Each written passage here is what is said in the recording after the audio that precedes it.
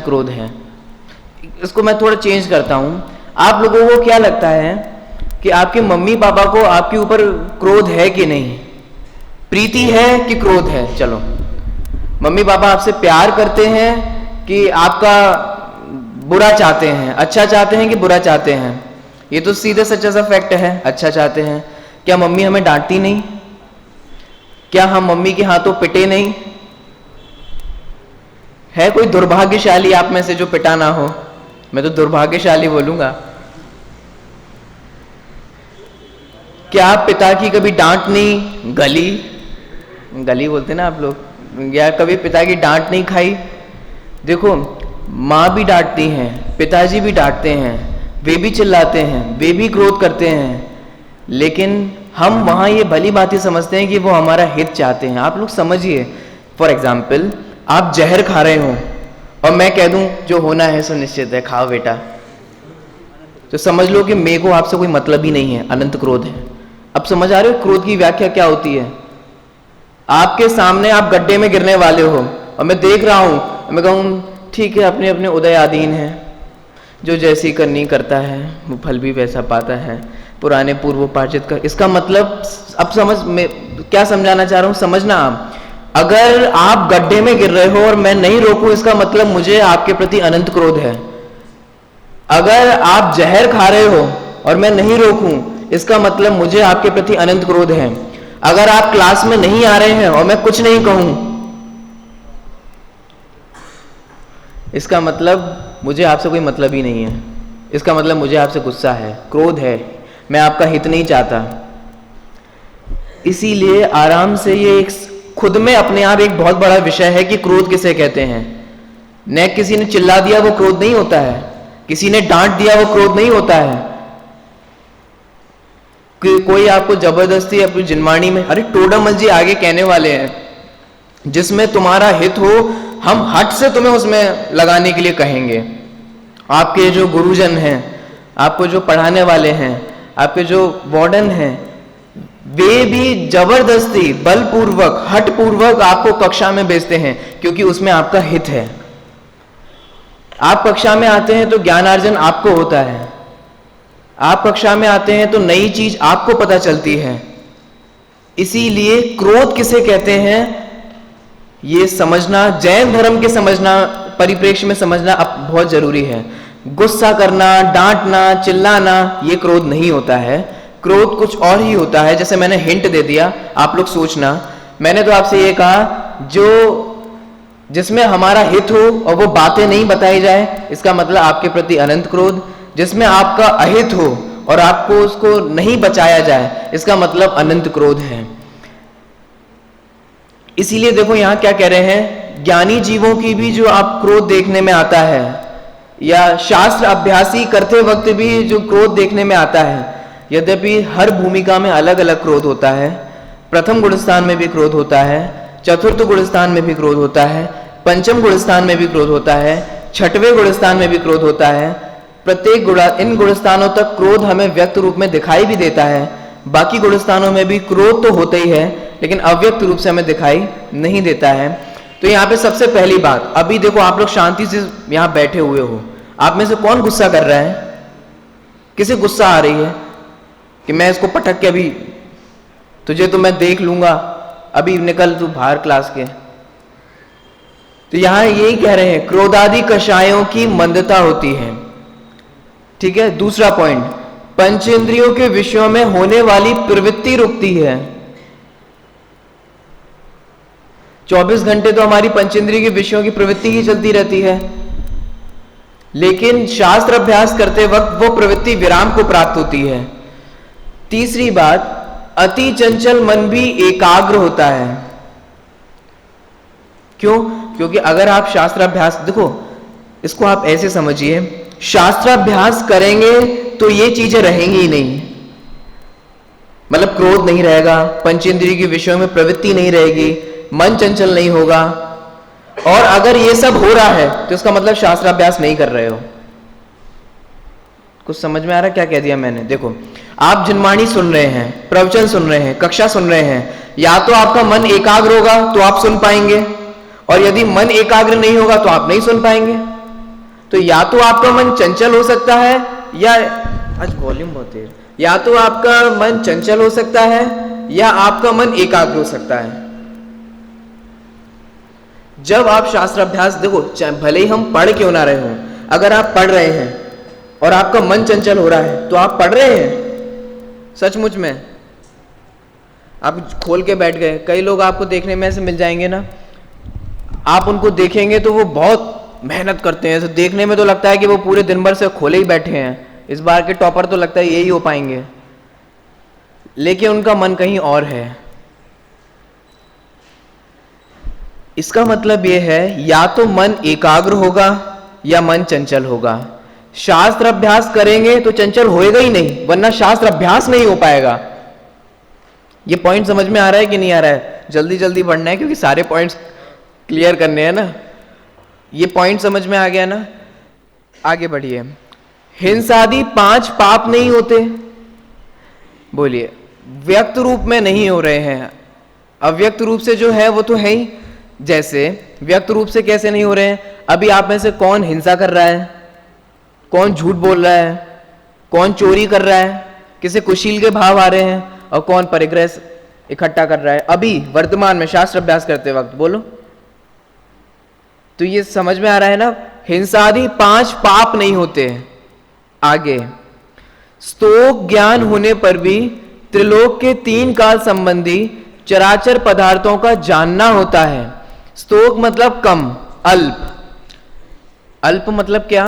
देखो, हमारे जनवाणी में 5 प्रकार के ज्ञान कहे गए हैं, आप लोग पढ़कर भी आए हैं। मति ज्ञान, श्रुत ज्ञान, अवधि ज्ञान, मन परे ज्ञान, और 4 ज्ञान अल्प ज्ञान है, छदमस्त ज्ञान है, और 1 ज्ञान परिपूर्ण ज्ञान है, और वो है केवल ज्ञान। अब सोचिए और विचार करिए, हम कितनी सारी चीजें ऐसी जानते हैं और जान पाते हैं जो केवल ज्ञान का विषय है। क्या कर्म हमारी आंखों से प्रत्यक्ष देखने में आते हैं? केवल ज्ञान के विषय हैं। क्या सुमेरु पर्वत इत्यादि, असंख्यात द्वीप समुद्र इत्यादि, नरक और स्वर्ग का वर्णन, और हम कहें भक्ष्य और अभक्ष्य पदार्थों में जीव इत्यादि, भक्ष्य में भी मतलब मर्यादा के बाहर के, तो उनमें भी जीव आदि जो है वो हमारे ज्ञान गम्य है। लेकिन कम ज्ञान होने पर भी हम तो उस केवल ज्ञान की आंख से देखते हैं। कुल मिला के बात इतनी सी है, जिस बड़ी बड़ी बातों को हम अपने छोटे ज्ञान में नहीं देख सकते, उसको भी हम शास्त्र के माध्यम से जान सकते हैं। इसका मतलब केवल ज्ञान का विषय भी हम मति ज्ञान और शुद्ध ज्ञान में समझ सकते हैं और समझते हैं। सुमेरु पर्वत इत्यादि किसके विषय हैं? केवल ज्ञान के विषय हैं। स्वर्ग और नरक का वर्णन जो है वो किसका विषय है, किसको प्रत्यक्ष होता है? केवल ज्ञानी को होता है। लेकिन फिर भी इन शास्त्र के माध्यम से हम जान सकते हैं। धर्म अधर्म आकाश काल किसके विषय हैं? ये अमूर्तिक है, मूर्तिक तो है नहीं, देखने में नहीं आते, लेकिन फिर भी शास्त्र के माध्यम से।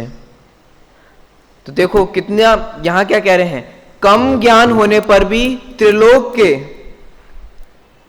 और 3 काल, 3 काल मतलब देखो तो केवल ज्ञानी परिपूर्ण भूत भविष्य वर्तमान को जानते हैं, परिपूर्ण, क्योंकि अवधि ज्ञान भी मर्यादा में जानता है। लेकिन सोचिए तो हम केवल ज्ञान की चक्षु से भूतकाल में जो महापुरुष हो गए हैं उनको जानते हैं, वो भी शास्त्र के माध्यम से। वर्तमान की घटनाओं को भी जानते हैं शास्त्र के माध्यम से, और भविष्य में होने वाली घटनाओं को भी जानते हैं शास्त्र के माध्यम से। पंचम काल में कैसा स्वरूप है, छठवें काल का कैसा स्वरूप है, चतुर्थ काल का कैसा स्वरूप था, ये सब कुछ जान पाते हैं ना। तो वही यहां बात कह रहे हैं, 3 लोक के और 3 काल संबंधी चराचर पदार्थों को जानना होता है। आगे, हे उपादेय की पहचान होती है। हे उपादेय का मतलब है, हे मतलब क्या छोड़ना चाहिए, क्या त्याग करना चाहिए, और उपादेय मतलब क्या ग्रहण करना चाहिए। देखो वास्तव में देखा जाए, इंटेलिजेंट व्यक्ति भी उसे ही कहते हैं जिसको यह पता हो कि उसे क्या करना है और क्या नहीं करना है। अपन क्या है ना, इन शब्दों में उलझ जाते हैं। अपन को लगता है हे उपाधि मात्र जिनवाणी में ही लगता है, लेकिन हर जगह कदम कदम पे हे उपाधि की बुद्धि ना हो तो हमारा काम नहीं हो सकता। महाविद्यालय में आप आ गए और आपको अगर हे उपाधि नहीं पता तो आप पंडित तो बन जाओगे, लेकिन विद्वान नहीं बन सकते, जैनी विद्वान नहीं बन सकते। क्यों? क्योंकि आपको यही नहीं पता होगा कि क्या करना है और क्या नहीं करना है, हमारे लिए क्या करने योग्य है और क्या करने योग्य नहीं है। इसीलिए यहां पर कहा जा रहा है जिनवाणी के माध्यम से ही हम ये समझ पाते हैं कि क्या करना चाहिए और क्या नहीं करना चाहिए, क्योंकि इस दुनिया में तो सब भेड़ चाल चल रहे हैं, एक दूसरे को देख के चल रहे हैं। वो सुखी होने के लिए ये कर रहा है तो ये दुनिया वाले उल्लू तो नहीं होंगे, अपन भी इसी में लग जाओ। कुल मिला के ब्लाइंडली फॉलो कर रहे हैं। वो सुखी होने के लिए इधर चैटिंग कर रहा है, इसका मतलब सुखी होना इसी में ही होता है। वो सुखी होने के लिए अनाप शनाप कमा रहा है, इसका मतलब शायद इसी में ही सुखी होते हैं। ना विचार करते हैं, अच्छा बड़ी बड़ी डिग्रियों लेने से सुखी होंगे, मैं भी आईएएस बनूंगा। एक आईएएस यहां पर आता है, वो स्पीच दे जाता है, आप इससे हाईली अट्रैक्ट हो जाते हैं और आपको लगता है मुझे भी क्या बनना है, आईएएस बनना है। अरे वो आत्मानुभूति तत्व विचार, वो जो आपने कनिष्ठ में बोला था, उसका क्या है? What about that? आत्मानुभूति एंड तत्व विचार, कुछ समझ रहे हो मैं क्या कह रहा हूं? हमें पता ही नहीं है कि करना क्या है। एक सीए यहां के आगे स्पीच दे जाएगा तो 5 लोग ऐसे निकल जाएंगे जो सोचेंगे हाँ मुझे सीए बनना है। आपको पता ही नहीं है कि क्या करना है। इसको पता क्या बोलते हैं? इसको बोलते हैं हे उपाधि की बुद्धि नहीं होना। अब जिनवाणी में इसको हे उपाधि कहा, पता ही नहीं हम किस डायरेक्शन में जा रहे हैं, हमें किस डायरेक्शन में जाना है, उस डायरेक्शन में जाने के लिए हमें क्या करना है क्या नहीं करना है, इसी को बोलते हैं हे उपाधि। बाकी डिटेल तो बहुत हो सकता है, संक्षेप में अभी आप इतना समझिए। आप लोगों को भी ये समझना चाहिए कि भले ही हमारी ऊपर की कोई भूमिका ना हो, लेकिन फिर भी इस भूमिका में हमें क्या करना चाहिए और क्या नहीं करना चाहिए। श्रद्धा की अपेक्षा से भी, चारित्र की अपेक्षा से भी, आचरण की अपेक्षा से भी, सदाचार की अपेक्षा से भी, वरना तो आप मूर्ख बने रह जाएंगे। आगे बढ़ते हैं। 7वां पॉइंट, आत्मज्ञान सन्मुख होता है, अर्थात ब्रैकेट में लिखा है कि ज्ञान आत्मा के सन्मुख होता है। वास्तविक देखो, विचार तो कीजिए, हम भी जीव हैं, लेकिन हम जीव हैं वास्तव में ये कहां से पता चला?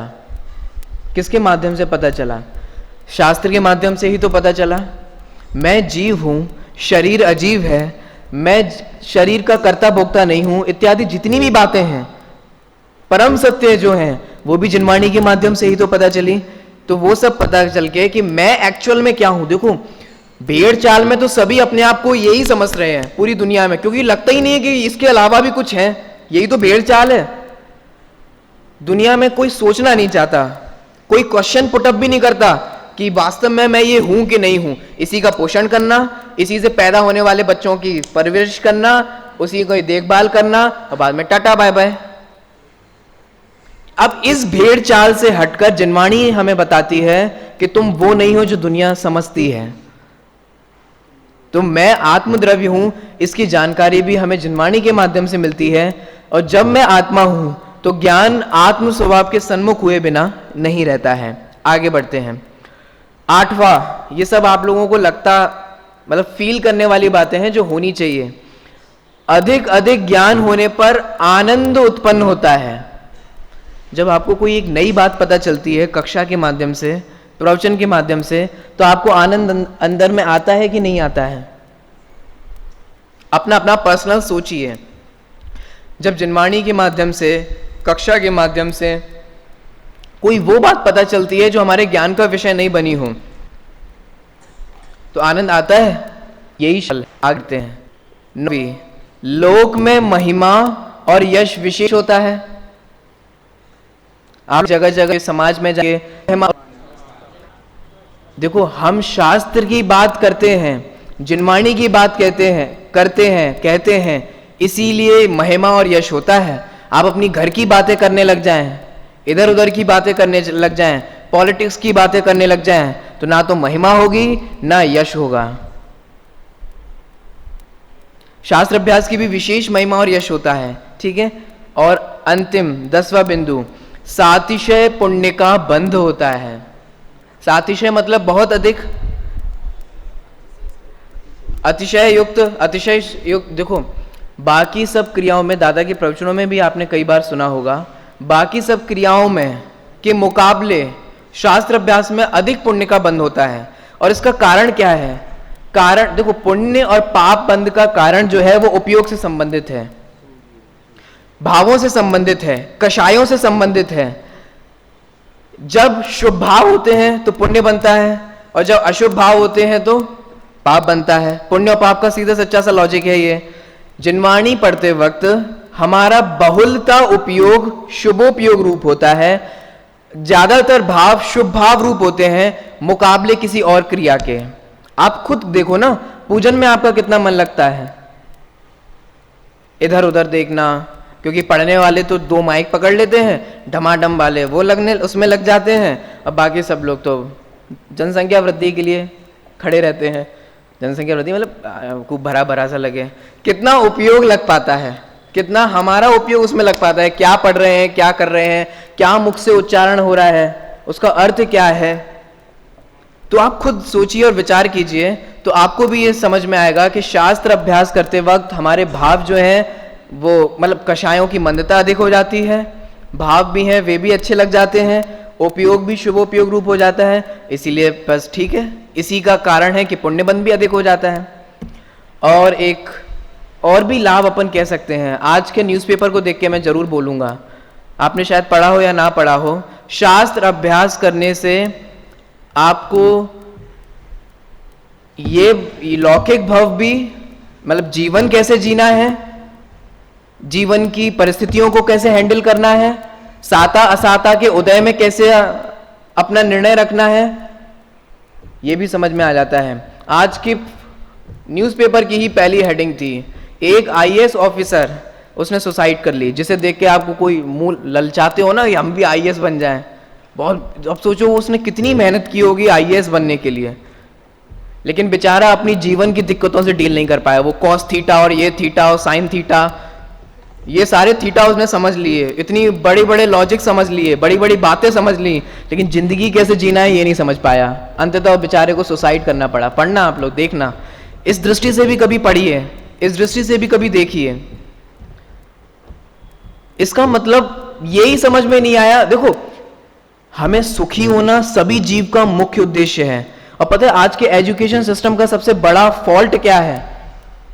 आदमी का प्रयोजन सुखी होना है, वो वहां बताया ही नहीं जाता है कि कैसे सुखी होगा। बोलो, आप लोग 10th क्लास तक लौकिक पढ़ाई पढ़ रहे हो, एक भी बार कभी आपको बताएगा कि आप सुखी कैसे होगे? नहीं। ये ऑर्गेनिक कैसे हैं, सेल्स कैसे हैं, इसको मिलाओगे तो ये बन जाएगा H2SO4 और ये फ्लोर है। भाई इसका क्या करेंगे जिंदगी में? समझो, ये सबसे बड़ा फॉल्ट है हमारी एजुकेशन सिस्टम का, सबसे बड़ा फॉल्ट। हमें बताया ही नहीं जाता है कि हम जीवन कैसे जिए, हम सुखी कैसे हों और कैसे हो सकते हैं। कोई इसके बारे में कुछ नहीं बोलता। तभी तो देखो ऐसा हो रहा है, कोटा में क्यों स्टूडेंट्स मरते हैं। अब देखो, इस दृष्टि से समझो, शास्त्र अभ्यास का एक फल ये भी है कि हमें असाता का, साता असाता, चाहे हमारे साता का उदय चल रहा हो चाहे असाता का उदय चल रहा हो, ये कर्म के अधीन है। चाहे बाहरी परिस्थितियां अनुकूल हों और चाहे बाहर की परिस्थितियां प्रतिकूल हों, शास्त्र अभ्यास के माध्यम से हैंडल करना आ जाता है। उनको सिचुएशन को फेस करने का, 2 चीज होती है। तो सिचुएशन, देखो आत्महत्या वाले तो सिचुएशन से भाग जाते हैं, कायर होते हैं। और जिसने आज सुसाइड की ना, बेचारे ने खुद लिखा कि मैं कायर का मार्ग अपना रहा हूं, मैं कायर हूं, उसने खुद लिखा, आप लोग देख लेना उसमें। और ज्ञानी जीव जो होते हैं, देखो सीता भी कितनी प्रतिकूल परिस्थितियों से जूझी, लेकिन उनको आत्महत्या का विचार नहीं आया। जंगल में अकेले हैं, हे भगवान इससे अच्छा तो मर ही जाएं। ऐसे लोगों को आदर्श बनाइए ना। हर महापुरुष जिसे आप देखते हैं, उसने अपने जीवन में बहुत सारी प्रतिकूल परिस्थितियों को झेला है। तो शास्त्र अभ्यास का एक ये भी फल है कि छोटी मोटी जो जीवन की जिसे कहें संसार की लीलाएं जो हैं, संसार का स्वरूप जो है, स्वरूप मतलब संसार का स्वरूप है, संसार में सुख तो है ही नहीं। कहीं कोई कुछ कह देता है, कहीं कोई कुछ कहता है, कहीं कोई किसी को अपने अधीन बनाना चाहता है, एक दूसरे की कशाएं टकराती हैं, एक दूसरे का मान टकराता है, एक दूसरे की। लेकिन शास्त्र अभ्यास के माध्यम से हमें इन सारी परिस्थितियों को फेस करना आता है, सैद्धांतिक रूप से फेस करना आता है, बुद्धि के लेवल पे और समझ के लेवल पे उसको फेस करना आता है। तो एक शास्त्र अभ्यास का ये भी फल है। कोई अंतिम लाइन थी वो मैंने, इतने गुण तो शास्त्र अभ्यास करने से तत्काल ही प्रकट होते हैं, इसलिए शास्त्र अभ्यास अवश्य करना। ठीक है, तो देखिए हम बहुत उत्तम चीज पढ़ रहे हैं, जो मूल प्रयोजन की बात है वो पढ़ रहे हैं। हमारी दशा वैसी नहीं होगी। सोच लो कि वहां के, और देखो एक बात बता दूं, जितने सुसाइड नहीं कर रहे हैं ना, आप कहेंगे कि एक आईएएस ऑफिसर ने सुसाइड कर ली तो बाकी तो नहीं कर रहे। अरे जितने नहीं कर रहे हैं वे भी बहुत दुखी हैं, वे भी जैसे तैसे मिथ्या संतुष्ट, मैंने आपने कहा था ना इमेजिनेशन में जी रहे हैं, वे भी बेचारे इमेजिनेशन में जी रहे हैं। पता है क्या, किस इमेजिनेशन में जी रहे हैं? यार मैं आईएएस तो बन गया लेकिन सुखी नहीं हुआ, उनके मंदिर में ये चलता रहता है। लेकिन यार इतनी सारी दुनिया आईएएस बनना चाहती है, मैं आईएएस तो बन गया, चलो कम से कम इनसे तो अच्छा हूँ।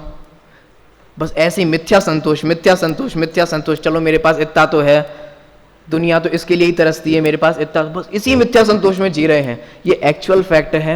आप भी सोचिए, और इस जनवाणी को अपन देख रहे हैं, पढ़ रहे हैं, और इसका प्रैक्टिकल क्या है ये अभी हम सेमिनार में देखेंगे। शेष चर्चा अपन यहाँ पर मंडे को करेंगे।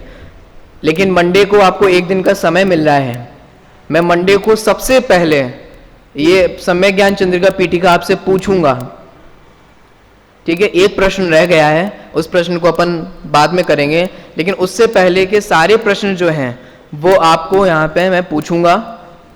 सभी लोग याद करके आए, और याद नहीं करेंगे तो आपको खड़ा रहना पड़ेगा, और फिर और भी जो प्रावधान होगा। वैसे मुझे पता है कि आप लोग वो मुझे चांस नहीं देंगे, लेकिन फिर भी सबको याद करके आना है।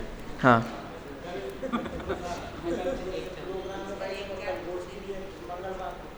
नहीं